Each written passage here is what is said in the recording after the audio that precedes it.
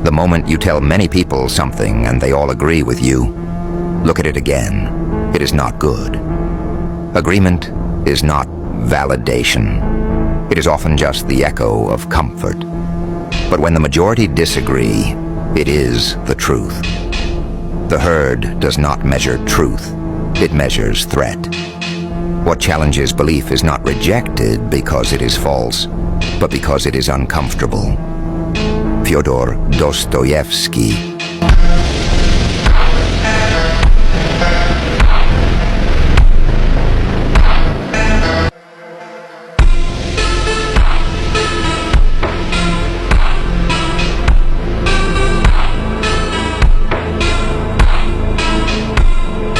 There's only 2 master skills. Jot them down if you want an extraordinary life. 2 master skills. You master these 2 skills, you can make anything happen in terms of quality of life. Skill number 1 is the science of achievement.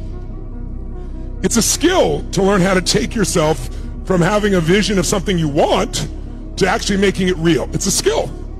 And there are tools involved. And anyone can learn those skills if they focus on it enough. What gets in the way of that skill is emotions, beliefs, frustrations. I tried everything. It didn't work. I was abused. I have no choice. I'm married now. I got kids. Whatever story we have, there's what we want, and then there's the story about why we don't have it. If you get rid of the story, it's not that hard to get what you want. So, the science of achievement, I do not need to teach you this. I can show you how to accelerate it, but you all have already achieved it. How many have achieved a lot of great things in your life already here? Make some noise if you have, ladies and gentlemen. So, in fact, let me take it a step better. Think about this. I had a teacher named Jim Rohn. Anybody heard of Jim Rohn, a personal development speaker? He's a beautiful man. And he used to have this phrase. He said, success leaves clues.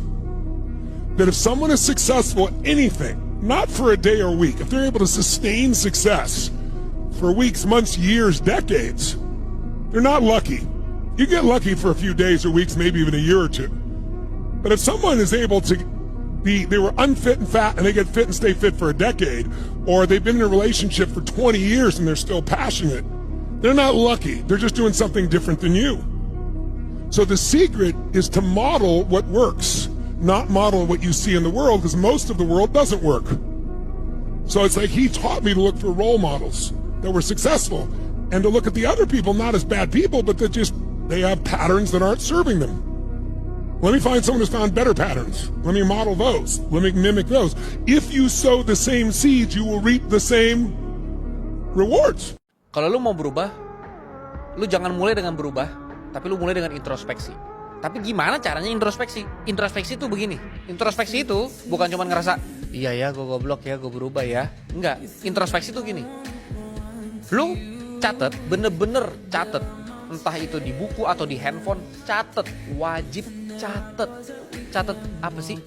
Catet apa aja dari lu melek mata sampai lu tidur lagi, kebiasaan lu apa? Kebiasaan itu sesuatu yang memang lu lakuin terus menerus, setiap hari ada pola. Meeting itu bukan kebiasaan. Kebiasaan tuh dari bangun pagi lu ngapain misalnya.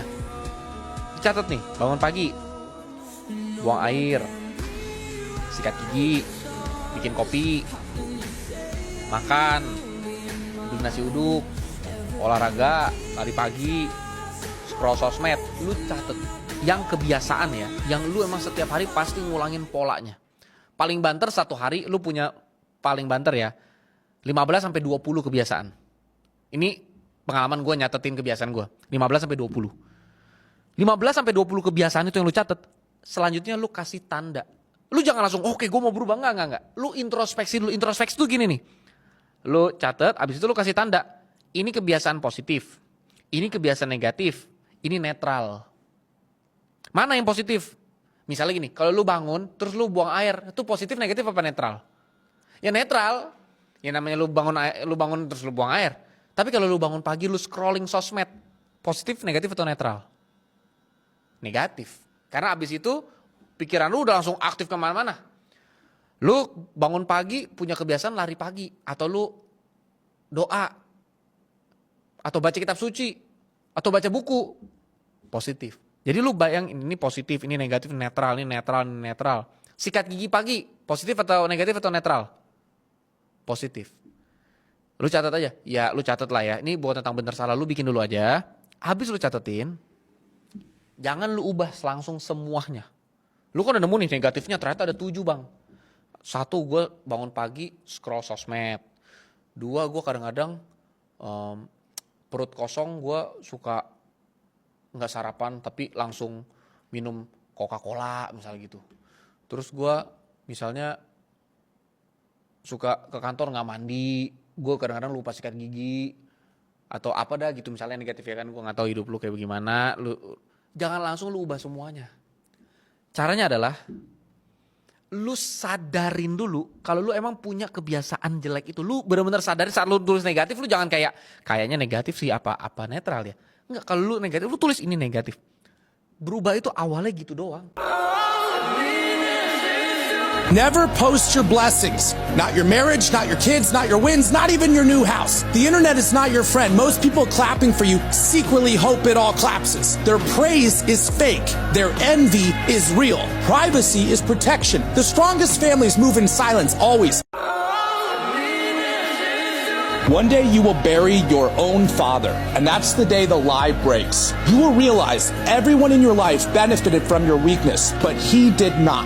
He was hard on you because he wanted your ceiling higher than his. Most people want company, but a father worth anything wants succession. When you bury that man, you lost the last person who was rooting for your improvement more than your approval.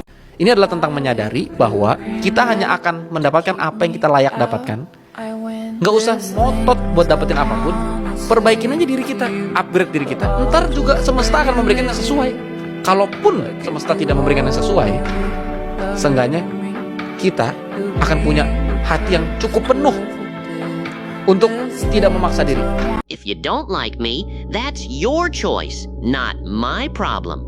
If you feel the need to talk behind my back, that's your voice, not my business. At the end of the day, I don't lose sleep over opinions that don't pay my bills, add value to my life, or genuinely care about my well-being. I've realized that not everyone will like me, and that's okay. I'm not for everyone, just like not everyone is for me. Life is too short to try and meet every standard or expectation someone else sets for me. The funny thing is, most people who talk behind your back are either jealous, insecure, or projecting their own issues. It's easier to criticize others than to face your own flaws. If discussing me gives you some sense of purpose or satisfaction, I hope it's worth your energy because I won't waste mine worrying about it. I'm focused on my goals, my peace, and the people who genuinely care about me. The rest is just noise, and I've learned to tune it out. You'll never lose women if you chase your fortune, but you will lose your fortune if you chase women. Women reward status. Status rewards obsession, and obsession demands isolation. But isolation always looks lonely. That's the secret. That's until the results show up, though. The man who chases 2 rabbits dies tired, not hungry. Sebenarnya dunia ini nggak jahat ya Mas ya, cuman jawaban saya mungkin agak sedikit menyakitkan. Kalau seseorang itu tidak punya mimpi, maka dia tidak akan bisa melangkah. Pertama kali adalah mimpi. Dia mau jadi apa? Kalau sedari awal dia tidak memiliki tujuan yang jelas, maka tidak akan ada peluang yang datang. Ketika dia bermimpi, maka dia akan berpikir bagaimana cara ini untuk terwujud. Maka peluang akan datang. Tapi kalau dia menerima fakta bahwa dia miskin, menerima fakta bahwa dia A, B, C, D, E, F, G, terus dia tidak ada tujuan, dia cuma ikhlas, dia cuma bersyukur, tapi dia tidak ada tujuan atau target, maka sudah enough. Dia akan berada di tempat yang sama. There's 5 traits of genuinely good people, and that's why this world quietly punishes every single one of them. First, they're usually alone, not because they're antisocial, but because shallow conversations feel expensive. Next, they overprocess everything. Life doesn't just happen to them, it collides with them, and they take the hit. Third, They read people instantly. That's why liars call them intimidating. And fourth, they don't trust easily at all. They've watched too many promises expire. And last, they've suffered more than they ever could explain. And instead of becoming cruel, they became more generous with their kindness. That's why this world resists them. Most people don't want to be pushed that hard. They want to be pushed to their level of comfort.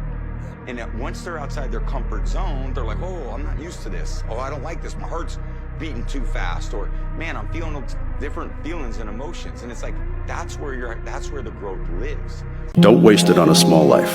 Take the risk. Travel to places you've never been. Try things that scare you. Apply for the thing that you might not get.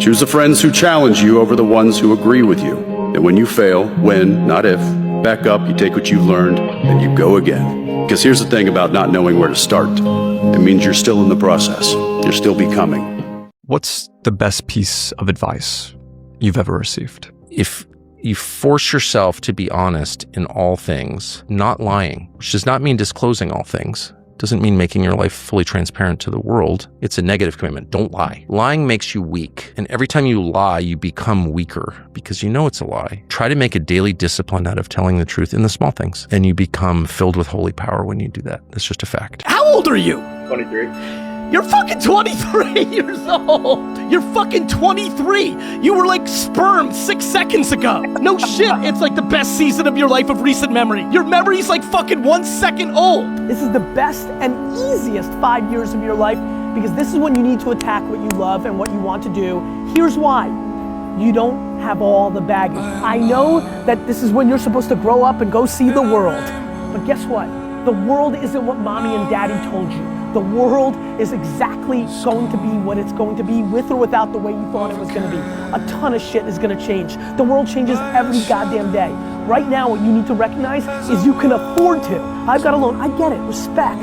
But that loan is going to be there whether you go and try to build something for yourself or not, one way or the other. And by the way, you can work at night. This is when you put in the 18 hours a day to make your life that you want happen. When you are in your early 20s, this is when you can grind at your highest levels because there isn't all the fucking baggage that comes across your life. Jerry Falwell Sr. once said, "You are the hope of America," to graduates, and I firmly believe that that is the case, that we are the hope of America. We're the hope of this world. I truly believe it. We need us to rise up and stand for truth in an age that we're willing to cower down behind a keyboard because we're afraid of what people will think of us. We need to stand firm and be bold for truth because every day as we grow older, we're facing more persecutions by the day, and many people will try to silence you because of your faith. But that couldn't be further from the boldness that Paul encourages us in, and that this university is encouraging us in every day. And so I pray that when you leave this stadium, that your hope, your satisfaction, your significance, and your security doesn't come from anything else but Jesus Christ and his overwhelming love for you and love for sinners like all of us in this room would fuel us to live boldly and confidently every day for the rest of our lives, letting the light of the Lord shine through us so that every human being that breathes oxygen can know him. Never allow anyone to disrespect you, no matter how powerful he seems. Let him think he has won. But behind the smile, you are already calculating, already 2 steps ahead. The world praises the loud, rewards the desperate, and overlooks the cold and calculated.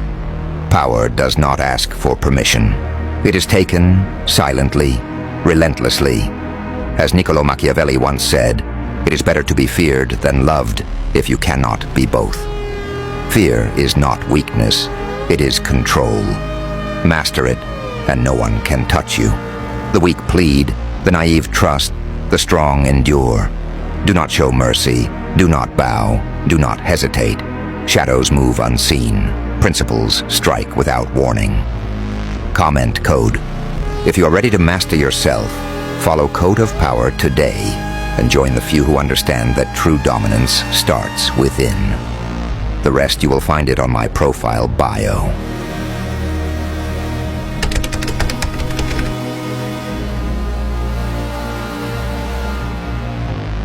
The world never punishes the guilty or the powerful. It always punishes the weak. I mean, think about it. The one without discipline, without leverage, without the courage to stand alone, always pays the highest price. Reality doesn't reward fairness, it rewards strength.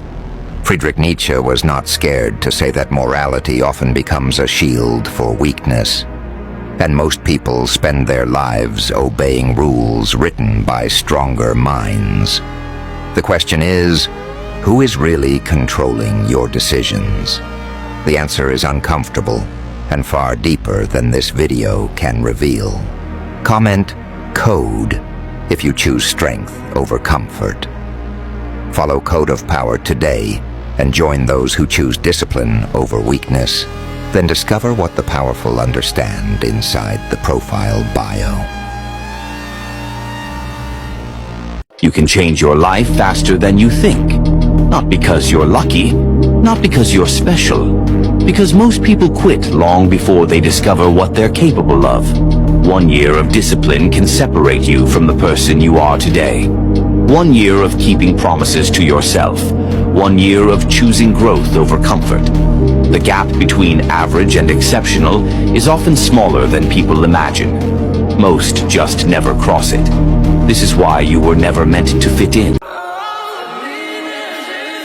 One day you will bury your own father, and that's the day the lie breaks. You will realize everyone in your life benefited from your weakness, but he did not. He was hard on you because he wanted your ceiling higher than his. Most people want company, but a father worth anything wants succession. When you bury that man, you lost the last person who was rooting for your improvement more than your approval. Remember, nothing in this world can hurt you as much as your thoughts.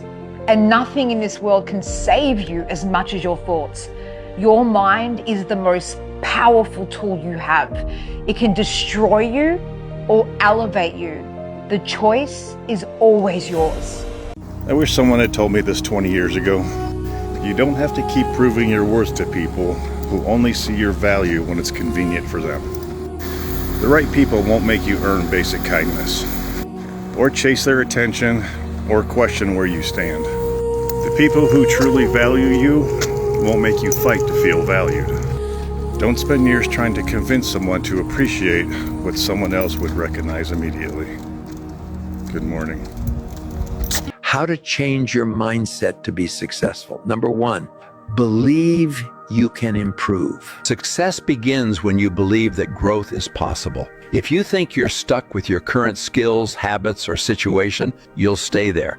2, stop fearing failure. Many people avoid trying new things because they're afraid to fail. But failure isn't the opposite of success, it's part of it. 3, surround yourself with positive energy. The people you hang around influence your mindset more than you think.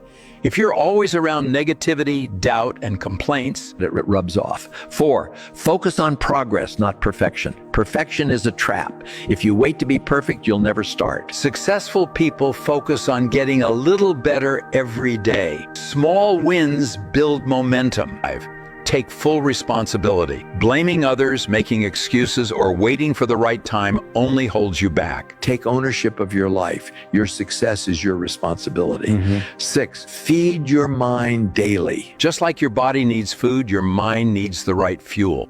Read books, listen to podcasts, watch videos that inspire you. Learn from people who've done what you want to do. When you fill your mind with the right things, success-focused thinking becomes natural. If you think it's helpful, comment yes. What's the secret to male happiness? We don't need much. A chair, a steak, and the boys. Maybe a fire, that's it. Men don't crave chaos. We crave peace and purpose. We just want silence and brothers who go to war for us.